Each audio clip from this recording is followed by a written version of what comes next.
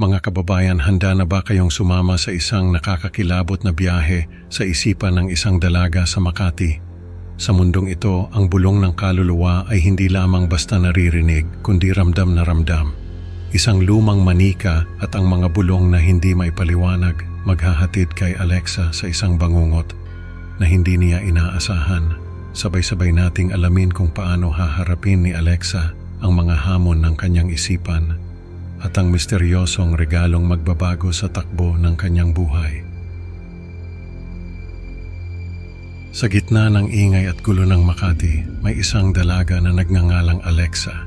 Naglalakad siya sa kalye na puno ng tao, pero may pag-iingat, parang ayaw niyang magpalamon sa gulo ng paligid. Sa kanyang simpleng apartment, nagpipinta si Alexa.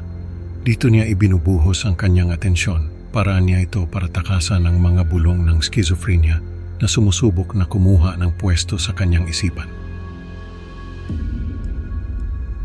Habang abala siya sa pagpipinta, may mga pagkakataong may bumubulong sa kanya, mga tinig na hindi niya dapat pakinggan. Dali-dali niyang kinuha ang kanyang gamot at ininom ito, pilit na nilalabanan ang mga tinig na iyon. Isang gabi, habang tahimik ang paligid, binuklat ni Alexa ang isang lumang Biblia na regalo ng kanyang lola. Pero bigla siyang nakaramdam ng takot, baka kasi simulan na naman ng libro na ito ang kanyang delusyon, kaya't mabilis niya itong isinara at itinago sa ilalim ng kanyang kama. Ano kaya ang mangyayari kapag ang takot na ito ay hinarap ni Alexa kasama ang kanyang ama? Sa hapagkainan tahimik na pinagmamasdan ni Alexa ang kanyang ama na si Enrico. Baka sa mukha ni Enrico ang pagkadismaya habang pinag-uusapan ang sakit ni Alexa. Isang gabi, hindi na nakapagtimpi si Enrico at pinagalitan si Alexa. Malakas ang boses niya, sinasabing ang sakit ni Alexa ay pawang gawa-gawa lang at kailangan niyang magpakatatag. Sa isang hindi inaasahang pangyayari, pinilit ni Enrico si Alexa na sumama sa isang healing session sa simbahan. Ayaw ni Alexa, hindi niya kaya. Pero hindi siya pinakinggan ng kanyang ama at nauwi ito sa isang marahas na tagpo. Pisikal na pang-aabuso ang inabot ni Alexa mula sa kanyang ama na walang pangunawa sa kanyang pinagdadaanan. Ang puso mo'y tiyak nakakabahan sa susunod na mangyayari, kung saan ang regalo ay magiging sumpa. Isang araw umuwi si Enrico na may dalang lumang manika.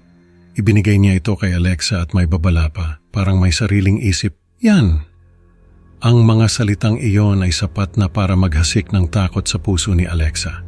Nang gabing iyon sa kanilang bahay sa Quezon City, nagkaroon si Alexa ng nakakatakot na episode. Ang manika na parang may sariling buhay ay tila nagbago anyo sa isang nakakatakot na nilalang at hinahabol si Alexa sa loob ng kanilang tahanan. Ano kaya ang mangyayari kapag ang takot ay hindi lang sa isipan kundi nasa loob na ng kanilang tahanan? Sa mga gabing hindi mapakali si Alexa, napansin ito ng kanyang ina na si Cecilia. Nakiusap siya kay Enrico na alisin na ang manika, pero hindi siya pinakinggan.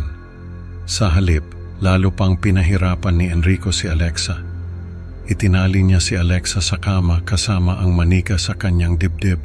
Isa na namang masidhing episode ng kanyang sakit ang naranasan ni Alexa dahil sa ginawa ng kanyang ama.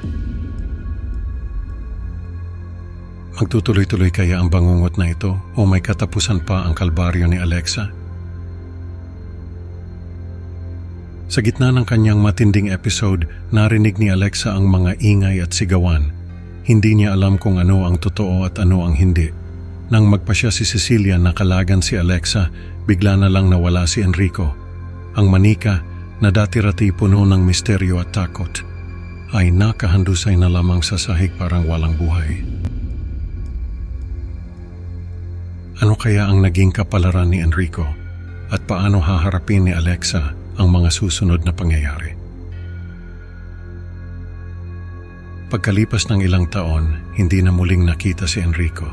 Marami ang nag-akala na baka isang aksidente ang nangyari sa kanya. sa kabila ng lahat, nasa poder pa rin ni Alexa ang manika. Ngayon, hindi na ito nagdudulot ng anumang guni-guni. Pinagnilayan ni Alexa ang tunay na kahulugan ng takot at pag-unawa. Na-realize niya na pareho lang sila ng manika, madalas na hindi nauunawaan.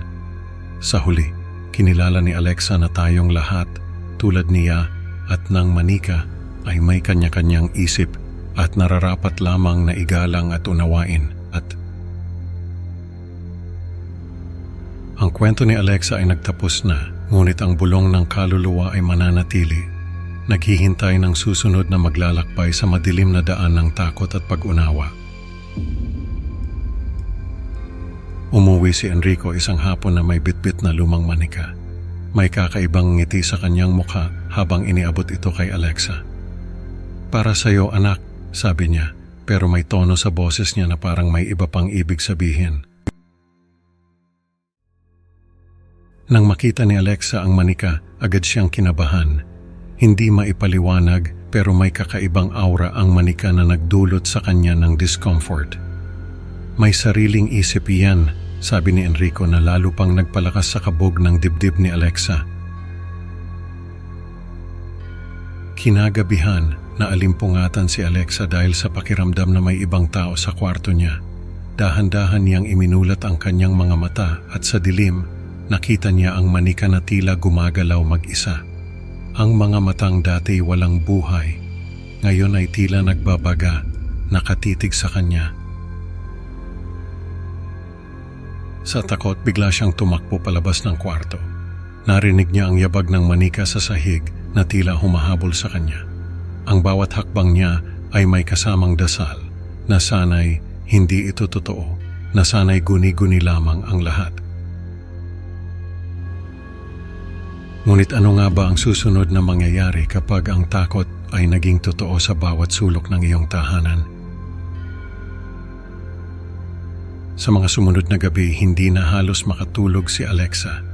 Ang kanyang mga matay puno ng takot at pagod. Napansin ito ng kanyang ina na si Cecilia, na labis na nag-aalala sa kalagayan ng anak. Isang gabi, narinig ni Cecilia ang mahinang pag-iyak ni Alexa mula sa kanyang kwarto. Hindi na niya matiis, kinausap niya si Enrico at nagmakaawa na alisin na ang manika. "Enrico, please, para sa ating anak," pakiusap ni Cecilia. Ngunit imbes na makinig, mas pinili ni Enrico na pahirapan palalo si Alexa. Itinali niya ang anak sa kama kasama ang manika. "Para hindi ka na matakot, kasama mo siya," sambit ni Enrico na may halong panunuya. Si Alexa umiiyak at nagmamakaawa. "Papa, please, tanggalin mo siya sa tabi ko." Sa gitna ng kanyang paghihirap, nagkaroon si Alexa ng isang matinding episode. Ang realidad at guni-guni ay naghalo, at sa kanyang isipan, ang manika ay tila isang buhay na nilalang na sumasakal sa kanya. Ang bawat hinga niya ay naging pakikipaglaban para sa kanyang sarili. Ang tanong ngayon, paano haharapin ni Alexa ang bangungot na ito na tila walang katapusan? Ano ang mangyayari kapag ang kanyang tanging kalaban ay ang kanyang sariling isipan? Ang susunod na kabanata ay magbubunyag ng mas malalim na kadiliman sa loob ng tahanan na ito. Sa gitna ng kaguluhan ng isip at kalituhan ng pandinig, si Alexa ay nalilito sa mga sigaw at ingay na umaalingaw-ngaw sa loob ng kanyang ulo.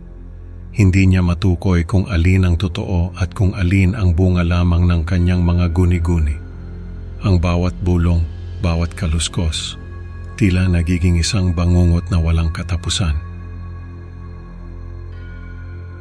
Sa kabilang banda, si Cecilia, na puno ng tapang at pagmamahal sa anak, ay nagdesisyon na pumasok sa kwarto kahit na ang paligid ay puno ng hindi maipaliwanag na mga ingay. Dahan-dahan niyang nilapitan ang kanyang anak, at sa bawat hakbang ay ramdam niya ang bigat ng sitwasyon. Sa wakas, nakalagan niya si Alexa mula sa pagkakatali at sa isang iglap.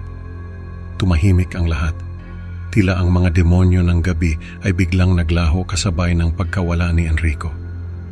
Ang manika na dati-rati ay puno ng misteryo at takot ay nakahandusay na lamang sa sahig parang isang ordinaryong laruan na walang buhay.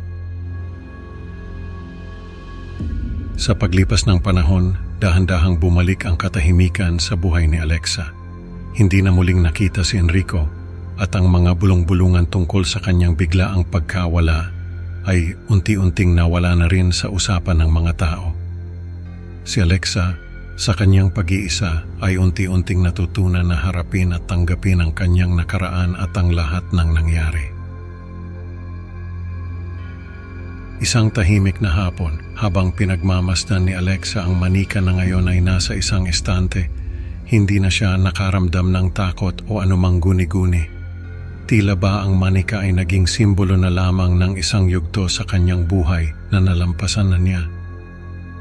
Sa pagmumuni-muni, napagtanto ni Alexa na ang tunay na kahulugan ng takot at pag-uunawa ay nasa pagtanggap na madalas pareho lamang silang ng manika, hindi nauunawaan ng iba.